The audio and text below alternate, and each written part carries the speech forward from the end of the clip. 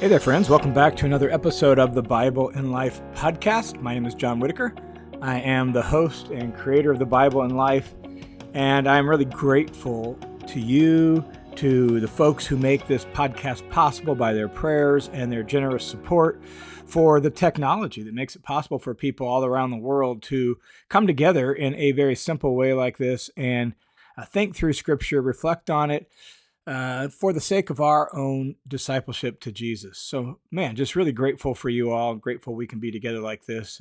As I say, I think on every episode, my heart, my goal is to provide what I like to call as blue jeans theology. And by that, I mean Bible teaching that's really set down in the context of everyday life so that we can think through and meditate on and learn the ways of God through Scripture so that we can follow Jesus to the best of our ability by the power of the Spirit, right where we live every day. So that's our heart, that's our goal. And on this episode, we want to talk about the idea of grace. And specifically, we want to reflect on the question, what difference does grace make?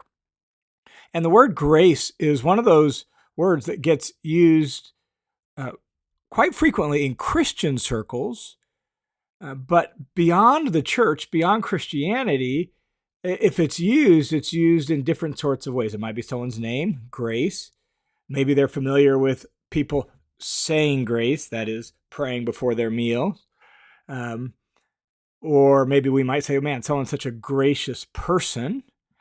But we don't really have a full, deep concept of like the God of grace and the grace of God. And so what difference does grace make? And we've been reflecting on paragraphs out of Paul's letter to his colleague Titus, and we pick up with that letter at Titus chapter 2, verse 11, where Paul, in context, and you can listen to the listener's commentary on Titus for all the details, but in context, he's really answering the question, why should we live lives that make the gospel of Jesus beautiful, adorn the doctrine of God? That's what he just said in the preceding verse. And now he's going to give the reason for that, and it has to do with grace. And in doing so, he gives us several ways that grace makes a difference in our life. So he says this in Titus 2, verse 11, for the grace of God has appeared. Now just pause right there for a second and reflect on that. When he says the grace of God has appeared, what do we mean by the grace of God? Since it's such kind of a churchy word, Christian word, we don't always really pause to ask, what does that mean? But effectively, what grace is the active and undeserved kindness of God. It's God's favor on people and on our world and on our lives. That's what grace is. It's related to that word favor. In fact, sometimes charis, the Greek word for grace, is translated favor. It's that idea. It's favor, showing favor. It's granting kindness, like in active, concrete, tangible ways, even to people who are completely undeserving or ill-deserving of it. That's the idea of God's grace. It's an expression of his love that stoops down to help people who can't help themselves, who don't necessarily deserve to be helped, but in love and in kindness wants to do good for, wants to show favor and kindness to people. The grace of God has appeared. And when he says has appeared, again, reflect on that. Wasn't there the grace of God before Paul wrote to Titus? Wasn't there the grace of God even before the New Testament? Wasn't there the grace of God in the Old Testament? And indeed there was. In fact, the Old Testament is full of God's grace. So what does he mean by the grace of God has appeared? Well, I think what he's getting at is when God sent his Son, this was like the full manifestation of his grace. This was like his grace coming full flower, full bloom. And now in the person of Jesus, we meet the grace of God face to face. As the Apostle John writes at the beginning of his gospel, he refers to Jesus as grace himself, like describing the coming of the Word of God. He says the law came through Moses, but the grace of God came through Jesus. And then he says grace upon grace. And so that's the idea. When Paul writes here, the grace of God has appeared, he's referring to the fact that God's grace came fully, completely, piles and piles of grace, grace face to face in the person of Jesus. And then he begins to list off some of the things that are different now, some of the things that God's grace, now that it has come full flower in Jesus, some of the things it's achieved. And it begins to answer that question for us. What difference does grace make? And before I look at what Paul writes here, I want us to think about the fact that so often in the church, when grace is taught, talked about, or preached, we almost exclusively focus on the fact that God, in his grace, justifies us and forgives our sins. Terribly important, and we need to understand that. That is a central gift of God in grace, right? Like God, by his grace, sent his Son as the atoning sacrifice for our sins, and now we have free and full amnesty and forgiveness because of what God did in Christ. But that's not the only thing that grace did for us. It's not the only difference grace makes in our lives. It's not even what Paul is going to focus on in the first half of this paragraph. He'll come to that idea a little bit later, but he begins by saying this. What difference did grace make? Well, the grace of God has appeared, bringing salvation to all people.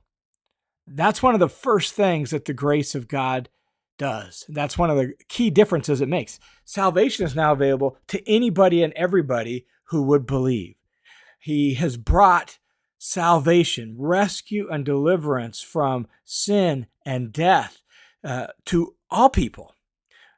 The religious and the unreligious, the moral and the immoral, right? To all people, to people who you would expect to believe, to people who you would never expect to believe, to people who you would think, well, they're pretty decent folks, to people who are like, how in the world could they ever be saved? The grace of God has appeared, and it's offering salvation, bringing salvation to all kinds of people, all kinds of background, and it's available to all people everywhere. And in the original context of Titus is on the island of Crete. And Paul's already quoted a Cretan who's just listed off the reputation of Cretans for just sort of being like brutes and immoral and thuggish sort of people. And yet they too now have experienced the grace of God and the salvation that offers through Christ. And maybe that's true of you, that you were like, I was the least likely to ever be saved. And yet, because God is so gracious, so kind, shows so much patience, mercy, and favor, that he has brought salvation into your life as well. So the grace of God has appeared, bringing salvation to all people. The second difference grace makes in our life, in verse 12 here of Titus chapter 2, is, notice what he says, it instructs us to deny ungodliness and worldly desires. That grace corrects us. It teaches us the destructive power of ungodliness. It shows us the foolishness of sinful worldly desires, fleshly desires that are rooted in our heart, that we've absorbed by just living in the society we grew up in, and the things that are all around us, whether on social media or our friend groups or whatever else it is. There are all sorts of foolish, harmful, self-destructive worldly desires, and grace corrects us and teaches us. It's like, those things aren't good for you. Deny those, reject those, repudiate ungodliness. Like, and godliness or ungodliness, to be ungodly is to live a life with no care for God, no thought of God, no interest in God, right? You just do your own thing. You live your own way, independent of God. And grace is like, it teaches us that is harmful and destructive to our human flourishing and well-being. So grace instructs us to deny ungodliness. It instructs us to repudiate worldly desires. The third difference grace makes here in verse 12 is it says to live. So in contrast to what we're not supposed to do, it also instructs us to live sensibly. That is, reasonably, level-headedly, like soberly, like to have our head screwed on straight in life, to live sensibly, righteously, like in a right relationship with God and a right relationship with others, in ways that cultivate those right relationships, to live righteously and to live in a godly manner. We deny ungodliness and we pursue godliness. We're going to live in a godly manner in this present age where we have been rescued and delivered and transferred out of the kingdom of darkness and into the kingdom of God's Son, but the kingdom of darkness is still here, and in the midst of that, we're going to live godly, even in this present evil age. And so grace instructs us not only what to get rid of, but what to pursue in order to live a genuine, full, authentic, flourishing human life. Live sensibly, righteously, and in a godly manner in the present age. Then he says in verse 13 that grace also gives us like a direction to our lives, an ultimate goal, a destiny we're looking forward to. So what difference does grace make? Well, not only does it bring salvation to all people, not only does it teach us how to live our lives, it also shows us where our lives ultimately is going, and that God is not done with this world or with our life. And so verse 13 says, grace of God has appeared and teaches us to live a certain way while looking for the blessed hope and the appearing of the glory of our great God and Savior, Christ Jesus. So grace, in rescuing us, provides us with an incredible hope. And again, in the Bible, the word hope doesn't mean wish. Man, I sure hope things will get better someday. No, hope is this confident expectation based on the power and promises of God for what he's going to do in the future. That's our hope. And notice the hope here is described as the blessed hope. Like we have a hope that is blessed. It's this blessed future destiny that we are that God is preparing for us. It's the blessed hope. And the content of that hope is, in a nutshell, the appearing, like someday the curtain is going to be pulled back and all will be made plain, and the appearing, the revealing, the showing up of the glory of our great God and Savior, Christ Jesus. Notice there that Jesus himself is described as our great God and Savior. This is one of those texts that makes it plain that Jesus himself is God in the flesh.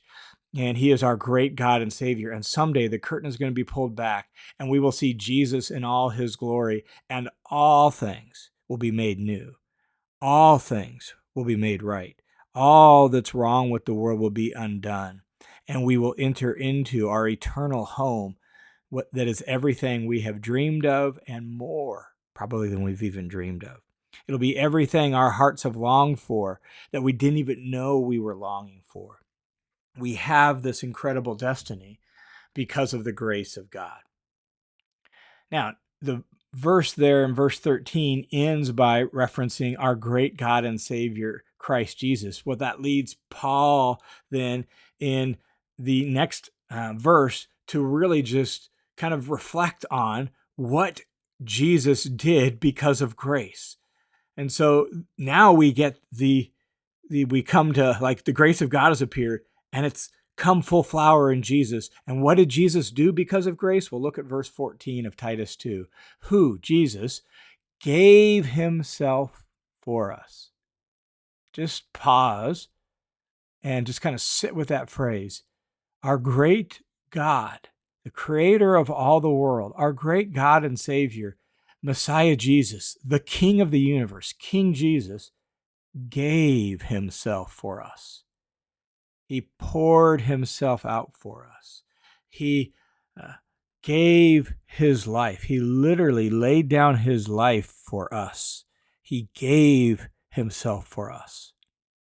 Those kinds of phrases are maybe a bit familiar and they're easy to pass over, but when I read that phrase, I'm a little bit even dumbfounded as to fully how to articulate it. And it stirs me to think that Jesus Christ, God in the flesh, willingly gave up his eternal abode, took on the form of a human being in the person of Jesus, and obeyed the Father all the way to the point of death, even death on a cross. He gave himself for us. And then Paul states two aims, two objectives of this self-giving love of Jesus. He gave himself for us to redeem us from every lawless deed. The idea of redeem is to liberate us from every lawless deed. Like we now have been set free, not just from the penalty of lawlessness and sin, but from its power. And so we've been liberated from it so that we don't have to be controlled or dominated by lawless deeds. We can actually live a different kind of life. And so as it teaches us how to live kind of life, we've been liberated so that we can actually do that. So he gave himself to liberate us from every lawless deed and to purify. The idea is to cleanse, right? To cleanse a people for his own possession, eager for good deeds. Think of this idea when he says to purify himself for a people for his own possession. That's who we are. People who now come into Christ, we are cleansed. We are both forgiven, but we're also washed from the inside out so that now we're a clean, pure, holy people for his own possession. We're like his treasured possession in this world to display his wisdom and his goodness and his grace back into the world. And that's why that passage ends with eager for good deeds, or literally zealous for good deeds. The idea of zealous is like boiling over for good deeds, like bubbling over like a pot that's so energized with heat that it just boils over. Well, that's us. We're so energized by the grace of God that we can't help ourselves but to do good deeds.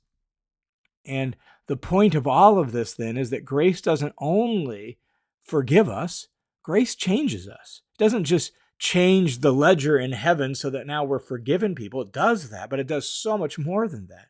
It also changes us as the kind of people we are so that we're now a new people, God's possession, boiling over for good deeds, wherever we can serve people, love people, pass on the goodness and the wisdom and the grace of God to people. That's us.